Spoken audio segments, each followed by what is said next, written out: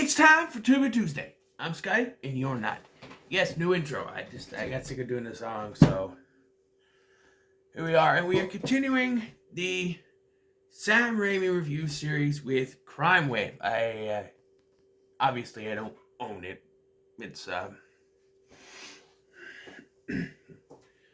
Tubi. I will eventually be getting this movie because I enjoyed it, but this movie was weird. I just tell you the story and you're going to be like, huh? The story revolves around Victor, a man who is on his way to the electric chair for murders he did not commit. So he decides to tell the story of what happened. Now, I had kind of a problem with this until I found out the back story of this movie. One of my big problems with this is that it's supposed to be told from Victor's point of view, but there are several points in the film where Victor's not even there, and we're seeing other people's point of views. Like, there's several scenes we see from the murderers, the two killers' point of views. Victor's not even there. And that was a big thing for me. I was like, wait, how is this a big problem, I guess you could say. Like, how are we following Vic's point of view? But then I found out that actually we weren't supposed to be following his point of view, because originally it was just going to be straightforward from the beginning without a storytelling device. However, it was the studio who demanded Sam Raimi put in a beginning and ending, I don't know, to ease the audience in, to kind of, I don't know. Which is why there was some kind of a disconnect in the opening and the ending, where it's like, I don't know. But yeah. So our main character is Victor, or Vic. He is in love with this woman named Nancy, who he just meets for the first time. She gets hit by a car, but she survives. And the whole story is that his boss, the security place that he works for, is planning to murder the other guy that is in a business with him, because he wants to sell the business, but the other guy doesn't want him to, so he's going to murder him so he can sell it. But then things go awry. I mean, like,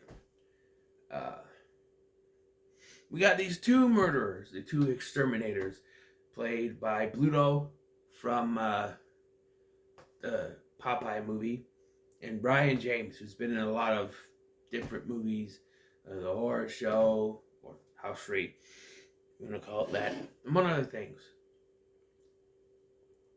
But, Blade Runner. But yeah, I thought he was in Cobra, but that's the other guy. I often confused him for Brian Thompson. I confused them because their names are similar, but it was Brian Thompson that was in Cobra, and Brian James was in this. And, like, there's a lot. Okay, so this is a action comedy horror movie, according to Tubi and Wikipedia. Comedy horror. There's a lot of funny moments that got me, but there is just, especially with these two exterminators, there's some that just don't work. Like Brian James, he talks like this for the entire movie. Like that, yeah, and he laughs like that. He talks like this, he talks like this, and he talks like that. It's very annoying. And the guy who plays Bluto, they dub him. The guy who played Bluto, the other guy, Farron, is his character's name. They dubbed him, and he has a kind of thing. It's very disorienting, I guess. The mom from Blood Rage. It's still not cranberry sauce, though. But she's in this as the boss's wife. And the problem arises when the wife, she notices something's going on over at the building. So the guy has to go over and act like he's trying to so the boss, the husband, the boss, has to go over and act like he's act like he's going to check if there's someone in the building. The problem is, they kill him too, by accident. They're like, for all we know, that could be the guy that hired us. You don't know what he looks like? I guess you probably wouldn't. But so then they realize that the wife was watching, so they have to go kill her. But then Vic and his date Nancy come back to her apartment, and there's a Scooby-Doo-esque like chase where they're going back and forth with doors, and it ends with Arthur, that's Brian James' character, stuck in Nancy's apartment.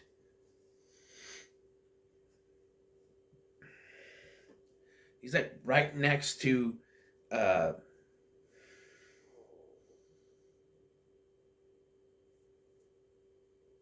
what is your name? Vic. He's right next to Vic. Vic's got his eyes closed because of course he does. He's like, Nancy, I won't look. I swear. He has his eyes closed, and I'm like, okay.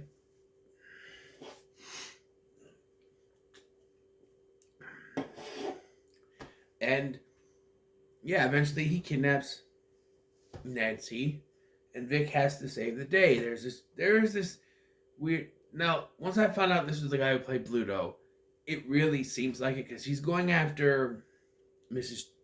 Trend, the boss's wife, and he uproots their carpet and pulls it back. And where does she go after this? She tries to go out the window and yell for help. I'm like, what? What? You get out of the way. Go to the door. And like there's a gag with this kid. Earlier he's like when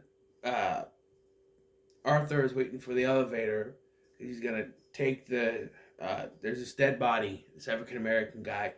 He falls out the window, but he survives and he gets hit by a car or something. I know that's her. But like he changes that. I'm gonna get you, you son of a bitch. And like he gets hit by the car and he dies like this. And he had shaving cream on his face for some reason because he was middle of shaving. And Arthur's trying to bring him into the building. He's waiting forever and ever for this elevator because he's going on each floor. There's a little kid that goes, I'm the master of the elevator. We are going to go on every floor. Yeah, I don't think so, kid. Throws him out. Hey! And takes the elevator back up. And then the cops show up. And when the cops show up, they find the kid comes out of the elevator with the dead man's body, the African American man's body. And the cops say, forgive me for saying this is what they say. It's not politically correct, but it's also not a racial slur, I don't think. They said, who killed the Negro? Right? That's not bad to say, right? If it is, I'm sorry. I apologize, and I'm sorry. But they say that, and the kid's like, well, my dad, and the dad comes up, son? And so he gets arrested. I'm like, wait, you're not gonna look for proof? You're just gonna, like, leave? What? It's when you realize this movie's not supposed to make sense. There's so much goofy stuff in this movie. Like, Mrs. Trent, she escapes, only to be packaged in a box to Bolivia or something. I don't know. There's this whole chase where Arthur commandeers not Arthur.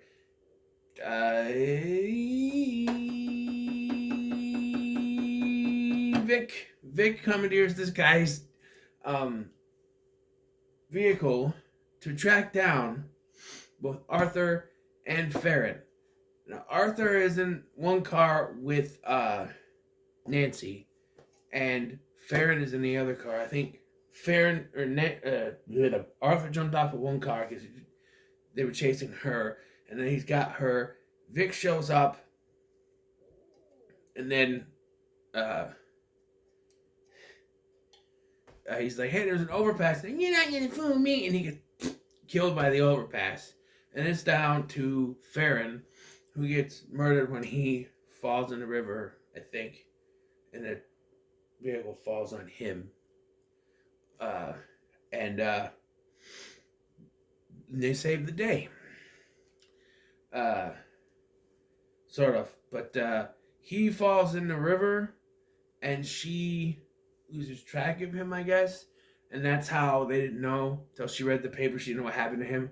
So she read the paper, and she splits up with a bunch of nuns. And I do like that, like, oh, when they do this wraparound, it's like, well, if there's any characters from the movie, from the rest of the movie, you know that they're going to survive. Well, Nancy is dressed up as a nun. And I couldn't at least I couldn't tell it was her. So I think it worked because I thought the whole thing was going to be like everyone was going to die and he was going to get blamed for it. I don't like they didn't show specifically a scene of him getting blamed for it. I'm assuming maybe that was in the original cut, and when they decided to do a new opening and closing, the wraparound, they cut that because it just feels like he's in the water, and then it cuts, and he's like, and that's how I got here. And I'm just like, but we didn't see you get. How did they come to the conclusion that you were behind it all? It doesn't make, Nancy shows up and it do this great thing where it says murderer executed and saved because a nun broke her 40-year vow of silence. Because she went in, and Nancy, she's like, I was about to take my vow of silence when I saw the paper, and I had to come and tell you. And then they're like, can you nuns corroborate it? And they're like, they take a vow of silence, but then it's like, oh, nun breaks 40-year vow of silence. There is a part of the movie I'm leaving out, and that's because we got to go on Bruce watch for this. And that's their date. Sort of. She's actually on a date with a guy named Ronaldo, who is played by Bruce Campbell. Bruce Campbell actually was supposed to be the star. Sam Raimi wanted him to be the star of the movie to play Vic. The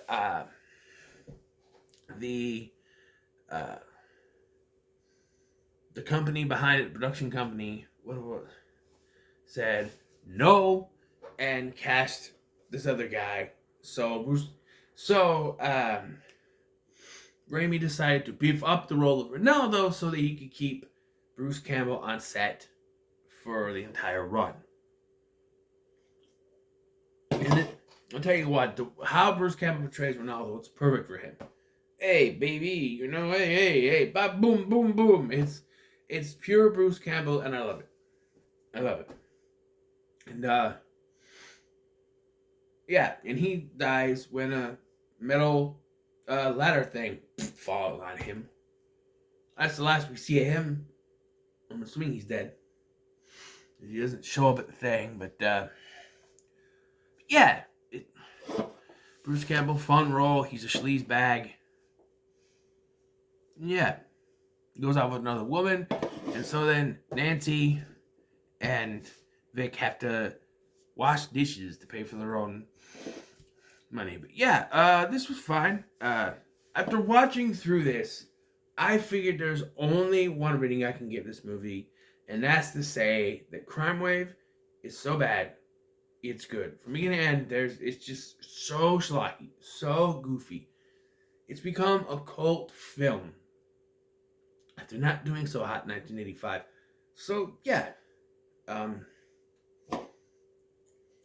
there you go. I will be taking a break because I'm going to wait to do Evil Dead 2 until I get the rest of the Sam Raimi movies, and then I can just bust them out one by one. But, and I'm going to release a Scotty TV episode tomorrow or later today. You're seeing us on Tuesday. It might be later today, depending on when I want to put it up there. But what are your thoughts on Crimewave? Let me know in the comments below. Make sure to like, share, and subscribe. Thanks for watching. I've been Scotty, and I'll see you in the next one.